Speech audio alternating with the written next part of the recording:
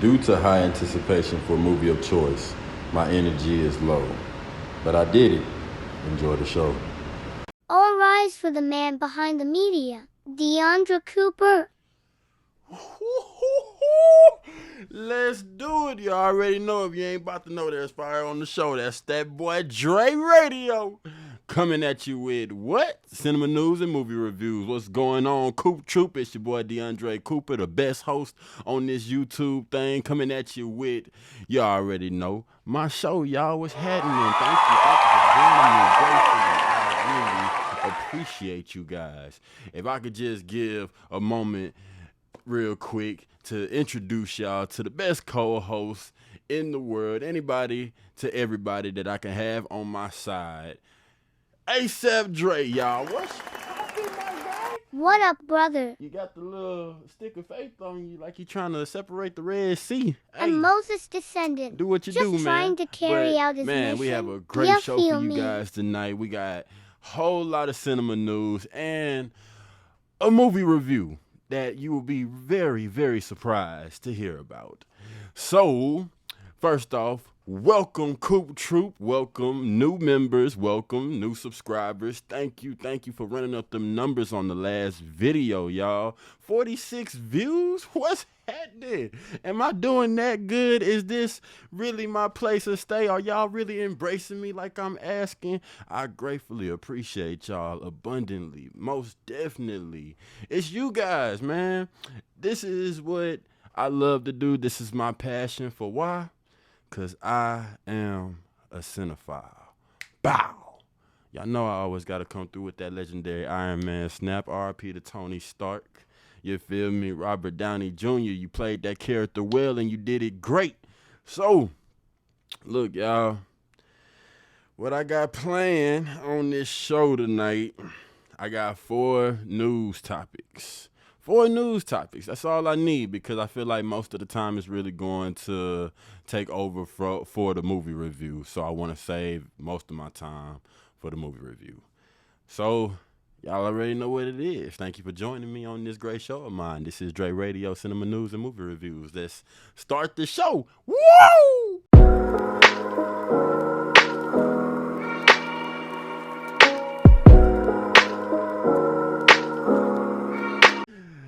Man, y'all know we can't start this show without what? That H2O. Shout out to Big Tone, man. Tony Baker, y'all. Tony Baker really got me started on this water binge, to be honest. I've been without coffee for going on 4 months now, y'all. I stopped drinking coffee just because went through a new life change, turned that new leaf into a new journey into this thing we call life. And water, a gallon a day, has really been in a consistent loop for me. So y'all know I wouldn't start this show without the water. Go ahead and get y'all water intake. Let's start this. Water up, you guys. Woo! Yeah, buddy, you gotta rejuvenate the skin, man. Let's do what it do. So, you are about to pop into cinema news. What I have for you guys today is some news that really sparked the kid in me, that just set that drive back when I want to say early 2004, 5-ish, when me and my brother first obtained the PlayStation 1. And I believe it was from my older cousin that gave us this game, Duke Nukem. Y'all, if y'all don't know about Duke Nukem basically raised all of the 90s. I want to say it came out around like 1990. Don't know. 1991 Dre. Dropped in the 90s, but it raised my generation in the 2000s. So Hollywood has picked up the rights to Duke Nukem. So our source for this news is coming from The Hollywood Reporter. Legendary Entertainment, the company behind Dune and the Godzilla monster movie series, has picked up the movie rights from Gearbox with Cobra Kai's creators Josh Held, John Hewitts, and Hayden Schlossberg on board to produce Duke Nukem. When you think of Duke Nukem, you got to think of the most fantasy world. And I want to compare this film, if I could, to what was that Will Smith film on Netflix, you guys? It was where he was a cop, but he was a cop in this fantasy world with ogres and like mythical beasts living amongst us. So that's what I want to compare this film to. If they do it right, because Duke Nukem had pig cops. You feel me? Like literally pig cops. You know, we go around calling the cops pigs and everything, but no, these are legitly pig cops. If I want to give a visual adaptation, y'all heard about this news that Winnie the Pooh is now in the public contract now, where anybody could put their hands on the Winnie the Pooh at a franchise. So Winnie the Pooh is coming out with Winnie the Pooh, quote unquote, Blood and Honey. Look like Piglet. The cops would look just like Piglet. Horrific, like to the bone, like flesh and all. So, but Duke Nukem has to be rated R. It has to be. The game wasn't all sunshine and rainbows. This was actually the popularized first person shooter to just set off all first person shooters. You can't go wrong with Duke Nukem, y'all. Duke Nukem is like, if it dropped back in the 80s or so, Arnold Schwarzenegger, Duke Nukem. Do y'all see it? Do y'all see it? I do, for sure I do. Let me know what y'all think about it down below in the comment section. Let's talk about it. So, on to topic number 2. Chris Evans, y'all. Chris Evans was recently in trending media because his new film coming out, Lightyear, is going to debut next weekend. Really on Thursday, because it's summertime. Movies gonna roll out real quick, real fast. But there was a question on an interview that sparked social media, and it was the possibilities of him returning to the MCU as our Captain America. Yeah, buddy. Woo. So our source for this news is coming from CBR.com, where it states, Lightyear star and Marvel Cinematic Universe icon Chris Evans opens up about the one thing he would need in order to reprise his role as Captain America.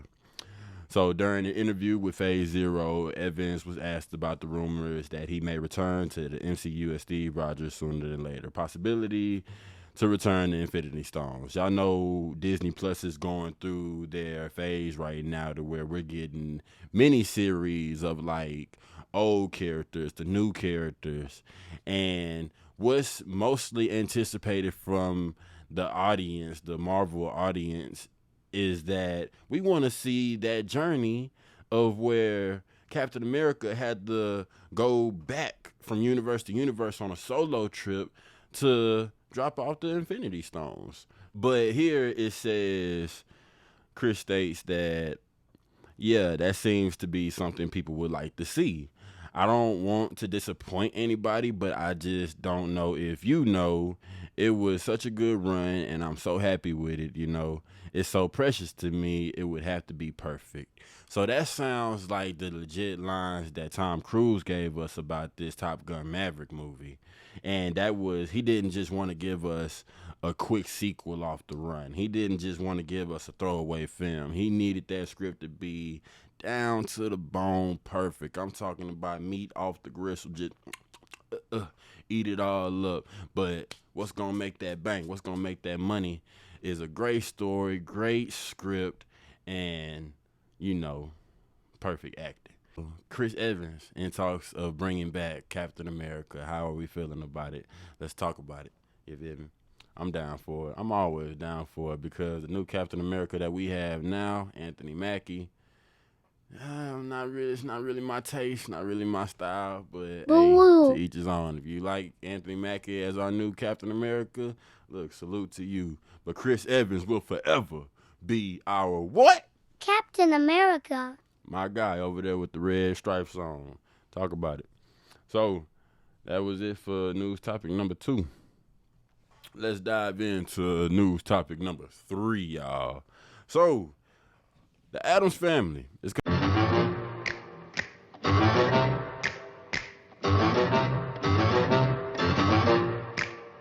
coming out with a spinoff series. If not a series, then nope. Yep, it's a television series. But if y'all watched my last episode, y'all basically seen me rant about my relationship with Netflix. Netflix picked up the rights to this series, and it is called Wednesday.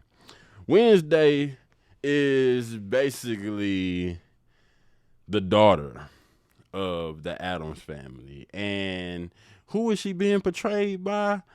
An up-and-coming actress that is really sparking flames on the silver screen, as well as video-on-demand films.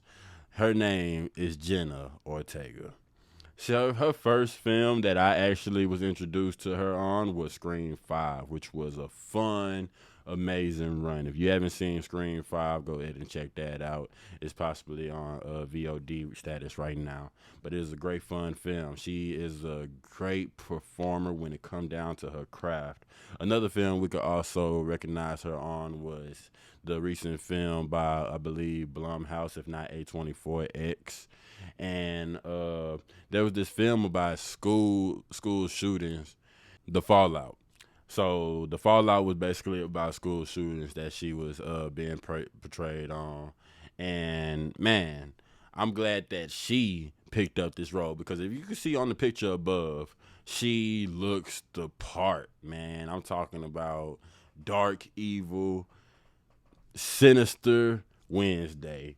How y'all feel about Jenna Ortega being portrayed as Wednesday, y'all? Look, like I said, she's one of the many up-and-coming actresses to actors out here in the film industry, and she's in her bag right now, no lie. Let's dive into topic number 4.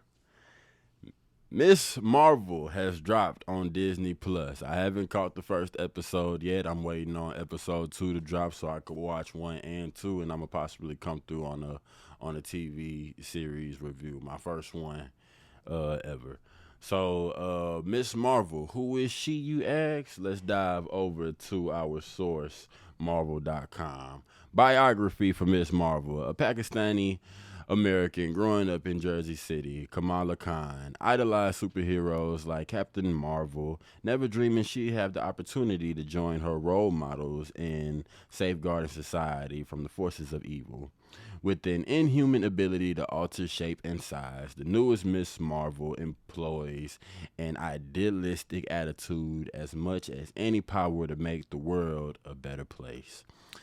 The reviews that I've heard from this show, coming from the John Campea show, that is that she gives off, the actress that is, her name is Iman Vellani, and she gives off that same charismatic, enthusiastic feel that Tom Holland gave his first appearance and debut as our Spider-Man. They say this film hits close to home, like No Way Home. So I haven't seen it yet. What do you guys think about it? Have you checked out that first episode? And how are we? Look, Marvel picked her up off the street, I believe. Like, this is her first acting gig. You know how talented and spectacular you have to blow the vision board room away just to get a spot, an opportunity like this. She has greatness on her vision board and blueprint, y'all. I believe it. Man, hey, look. Life is full of possibilities. You just got to go for them. Most definitely. That's really all of the cinema news that I have for you guys today. I hope that you enjoyed every bit and piece of it, from the first news topic to the last news topic. Thank you for joining me on this cinema news run. Now, let's dive over to the main course of the show, y'all. Movie reviews. Woo! I am reviewing Jurassic World Dominion. You mean Abomination? The synopsis of Jurassic World Dominion. 4 years later, after the destruction of Isla Nublar, dinosaurs now live and hunt alongside humans all over the world. This fragile balance will reshape the future and determine once and for all whether human beings are to remain the apex predators on a planet that they now share with history's most fearsome creatures in a new era. Welcome to the modern day Flintstones, ladies and gentlemen. Flintstones, meet the Flintstones, they're the modern Stone Age family.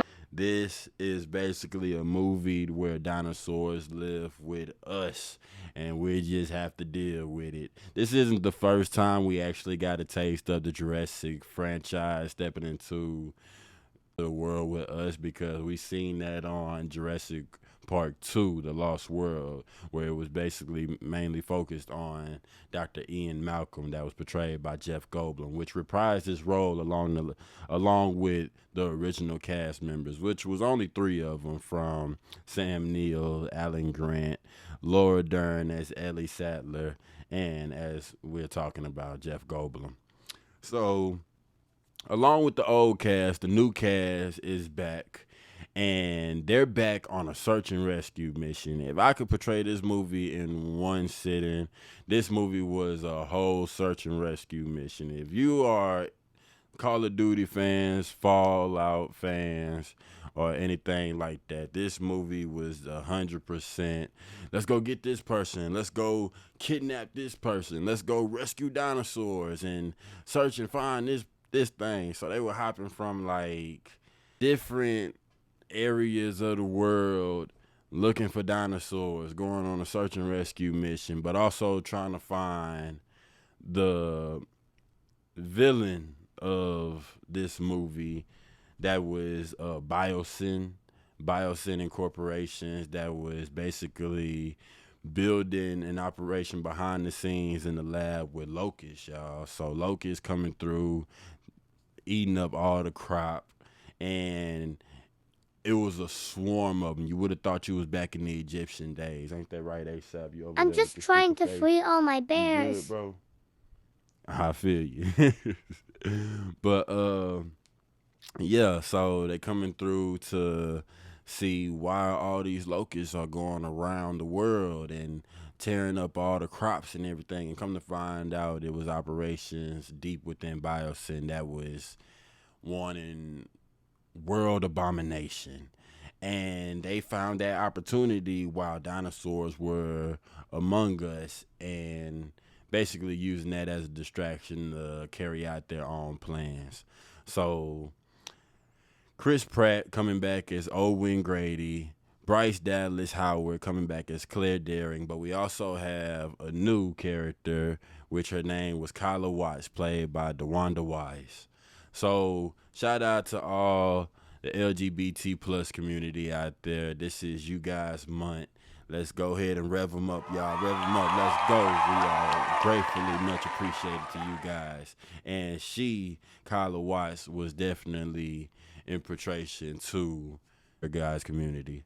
So she is from the Air Force, as she said, and Chris coming from the Navy and the Air Force, coming through and basically just carrying this whole movie for what it is. From the action sequences, which were so spectacular, aside from coming from the last film, Jurassic World, The Fallen Kingdom, which was just garbage. But this movie here, man, it had a beginning and it had an end. So it got to it real quick. Aside from just basically the main attractions, like you had a theme park, it felt like you was at Universal, to be honest. So yeah, we got dinosaurs among us, the modern day Flintstones, and then Dotson returns, and we haven't seen Dotson since the first Jurassic Park. Dotson, we've got Dotson here. Nobody cares. Why did Dotson come back? I have no Nobody clue. Just cared. why I asked myself throughout this film, why did the original cast come back? Just for fan service, y'all.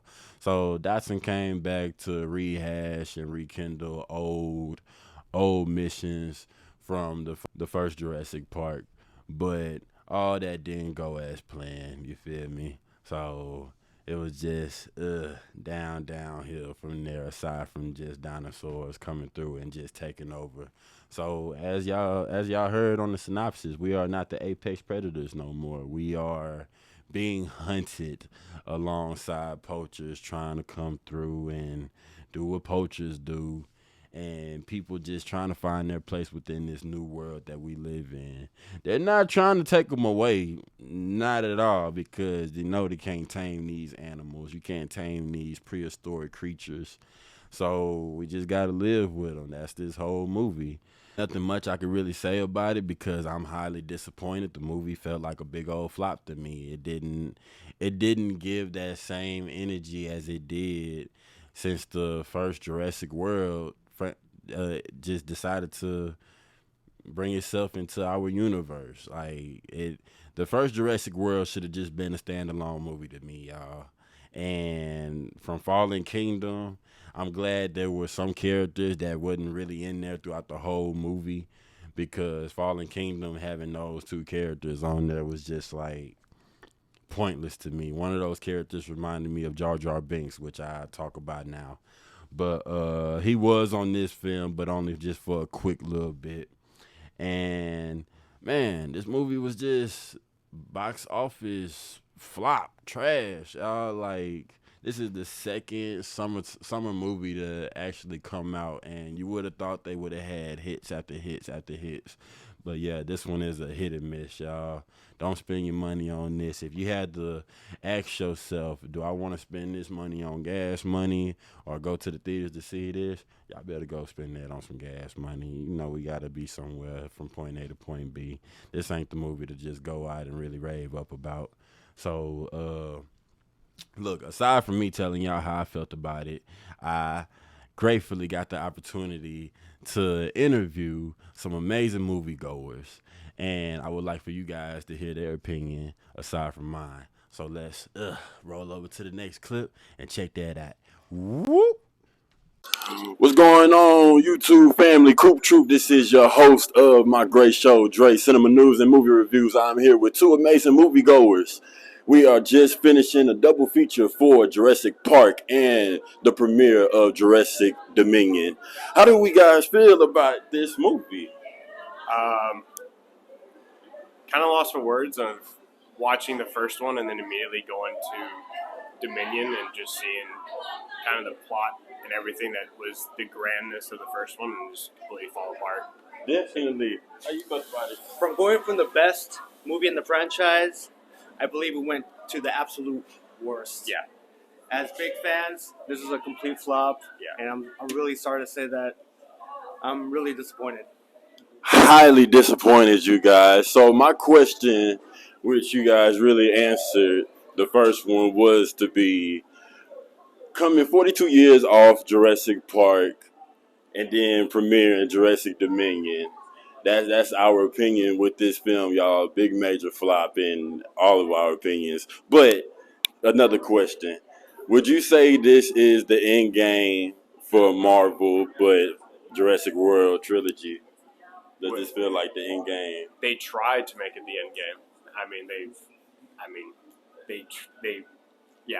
I'm kind of lost for words for what they tried to do with it, and I understand like the coexist, not to give anything away, but it kind of, definitely fell flat on its face. Man.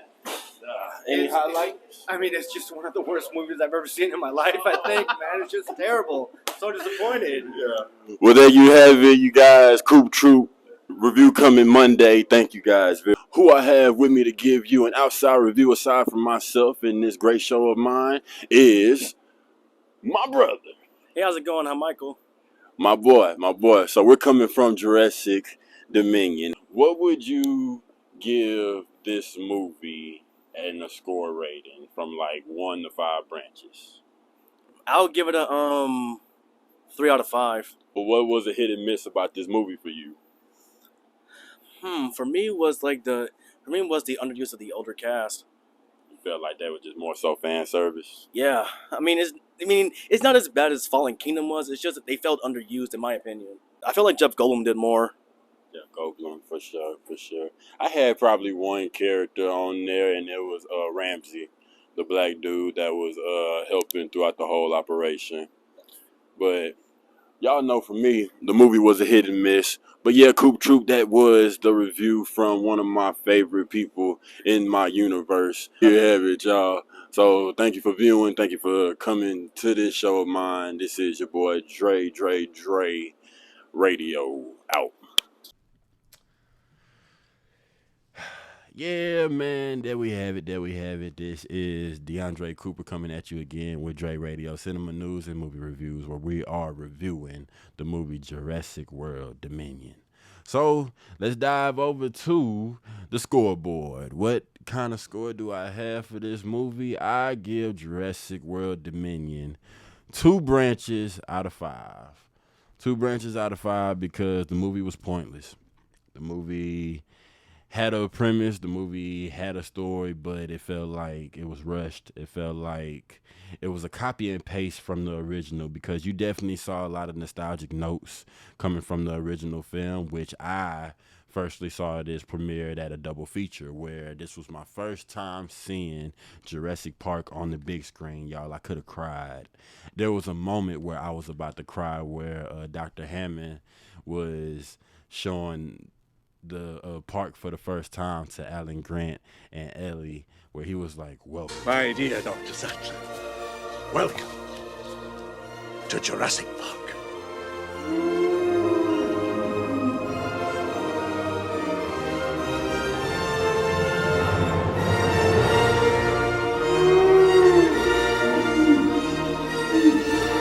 You saw the big brachiosaurus along with the DuckTales, and I was just like, oh man, this is an amazing field. I've always been a dinosaur fan since I was little, y'all. So the fact that I got the opportunity to see the first best movie in theaters, aside from the worst movie of this franchise in theaters, it was a great time nonetheless, just for the first one alone. But yeah, y'all, this movie was definitely not it. Not in my type of taste either. So, Jurassic World Dominion, how you felt about it? Did you watch it? Or are you going to watch it? Let's talk about it in the comment section below. Yeah, man, so we are getting to that runtime, to the 25 minutes of this show of mine, this great show. Thank you for joining us, me and my man ASAP. We really gratefully appreciate y'all. Thank you to the fellas that let me interview them. I gratefully appreciate y'all. Thank you for subscribing to this beautiful and wonderful, passionate show of mine. I am your host, DeAndre Cooper, coming at you with what? Dre Radio, cinema news, and movie reviews. I will catch y'all on the next run. Woohoo!